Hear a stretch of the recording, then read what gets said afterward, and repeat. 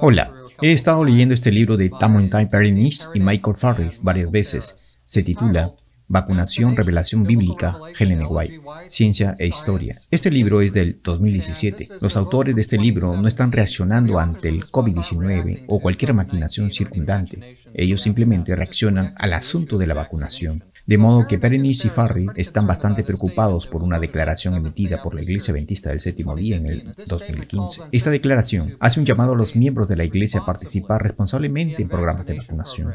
Los autores están apropiadamente preocupados por esto. Ellos dicen, no hay ninguna razón religiosa o basada en la fe para no participar en la vacunación. Así que Perenice y Farris responden a las afirmaciones hechas en esta declaración. Afirmaciones que dicen que la Biblia y Ellen White apoyan la vacunación y que la literatura científica revisada por pares apoya la vacunación. Ellos argumentaron directamente en contra de los primeros dos artículos y lo hacen bastante efectivamente. No voy a cubrir esos argumentos aquí, pero puede ser que tengas un malentendido de la historia y de lo que pasó y no pasó. Así que los animo a que lean los argumentos. Allí son bien fuertes. Esos argumentos contradicen la declaración votada. Quiero que veamos la tercera área por un minuto. El área de la literatura científica revisada por pares. Una de las cosas que hacen en este libro que me parecieron interesantes es que le dan a uno muchas razones para ser bastante precavido con esta literatura científica revisada por pares. Ahora, debemos saber que estos son médicos entrenados, médicos con títulos, médicos especialistas, así que tienen una base científica para sus opiniones.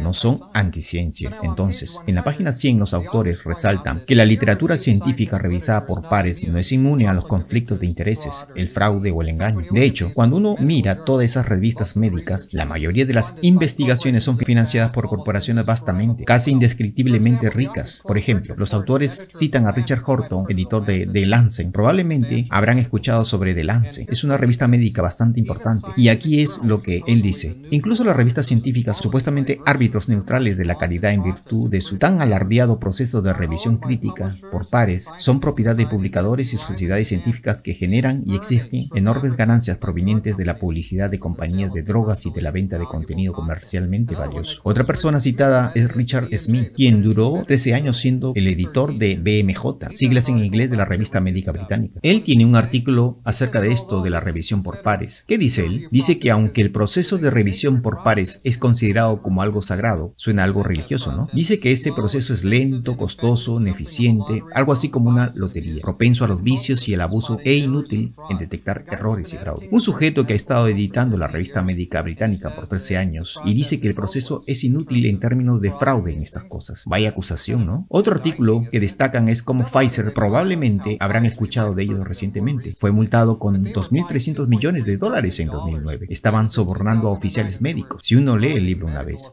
Haré un video aquí hablando sobre las grandes farmacéuticas. Es un libro bien grueso que leí mientras estábamos confinados el año pasado. Este relata una enorme cantidad de fraude, de todo tipo de cosas, las multas de miles de millones de dólares, que para ellos no son nada por las cantidades que ganan, mucho más allá de eso. Quiero que escuchen esta descripción extendida. Está en la página 102. Escuchen esta descripción extendida dada por el profesor David Kemper acerca del proceso de revisión.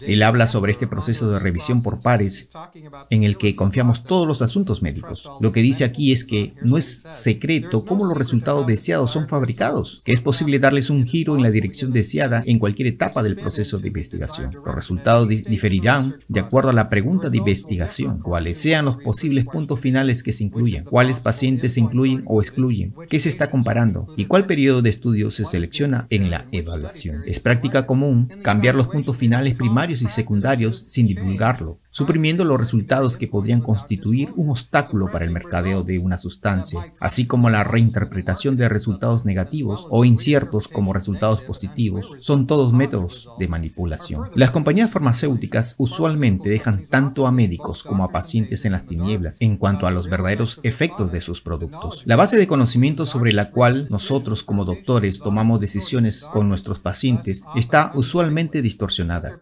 De ese modo, los doctores frecuentemente ponen en riesgo a sus pacientes de manera involuntaria. Su doctor no está tratando de ponerlo en riesgo. Pero el proceso de investigación, el proceso de mercadeo y la manera en que los médicos deciden recetar esta o esa sustancia para usted, él podría no estar obteniendo el paquete que pensó, o usted podría no estar obteniendo el paquete que usted pensó que él pensó que era el verdadero. Si uno puede cambiar los datos, si uno puede manipularlos dentro del proceso de estudio, uno puede terminar con muchos resultados. No olviden al estadista que se ahogó en un lago que tenía en promedio una profundidad de 1 metro. Claro, la profundidad promedio es de 1 metro, pero si uno cae en un agujero que tiene 17 metros de profundidad a 2/3 del camino, uno se ahoga si no puede nadar. Las estadísticas pueden ser fácilmente manipuladas, especialmente cuando uno está en un área donde uno busca expertos. Tal vez no tengamos ese conocimiento, así que es algo bastante desagradable enterarse de que el dinero controla todo. Y no solo el dinero, sino quizás asuntos de control. Queremos controlar los cuerpos y almas de los hombres. Eso parece ser un tema recurrente en algo de esto. Hasta ahora solo he dado citas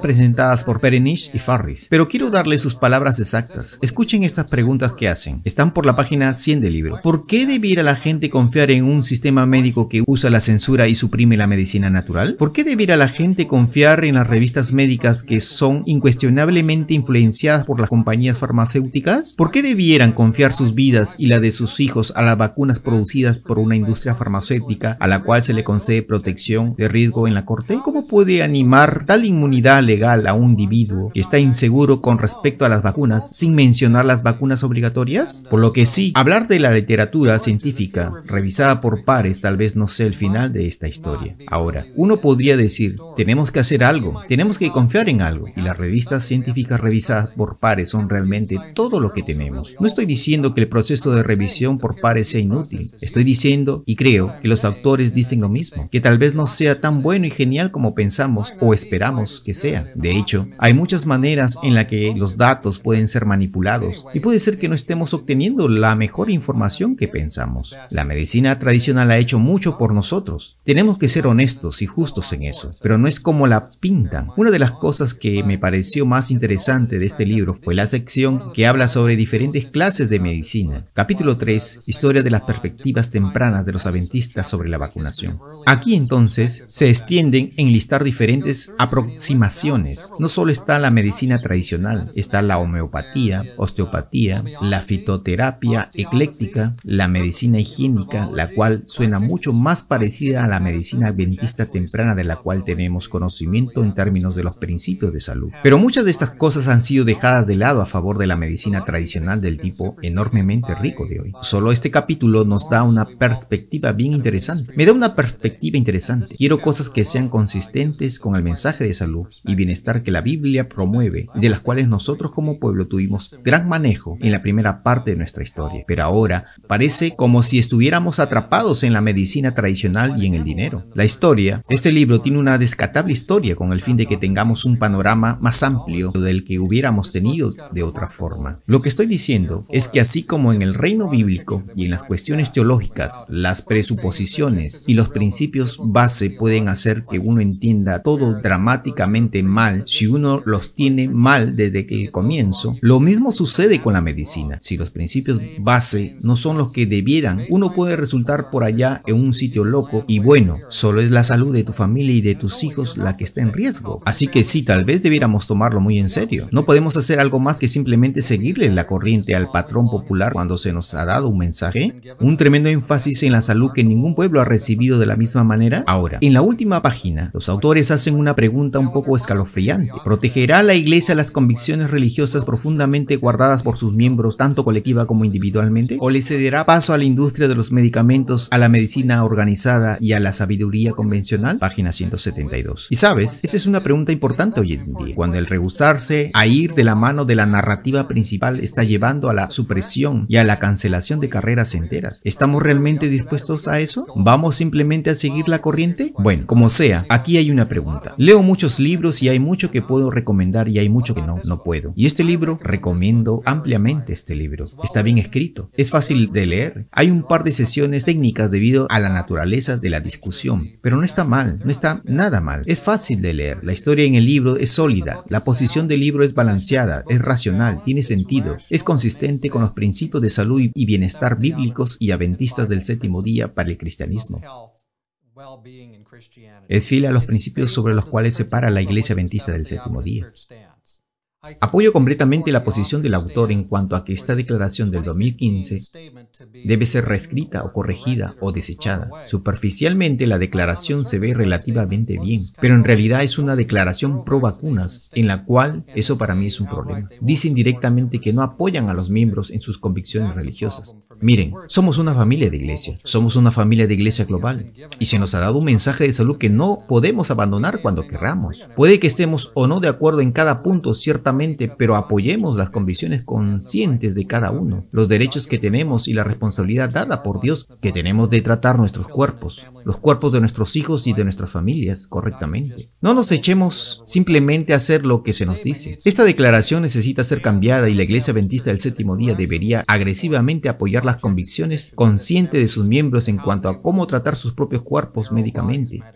Incluso cuando se habla de la práctica de la vacunación. ¿Saben? No es correcto escuchar solo un lado de la historia. Me atrevería a decir que este libro es para este tiempo. El cielo sabía que enfrentaríamos este problema e hizo que los autores prepararan este material y lo publicaran hace años, en el 2017. Es muy oportuno para nosotros hoy y creo que este libro provee información que las grandes farmacéuticas e incluso algunos profesionales médicos adventistas no quieren que veas, en la que no quieren que pienses, que no quieren que consideres, así que te sugiero que lo pienses, que veas y consideres conseguir el libro. Vacunación, Revelación Bíblica, Ellen G. White, Historia y Ciencia, de Tim Perrinis y Michael Farris. Consíguelo ya. Doblado al español por Full Prophecy.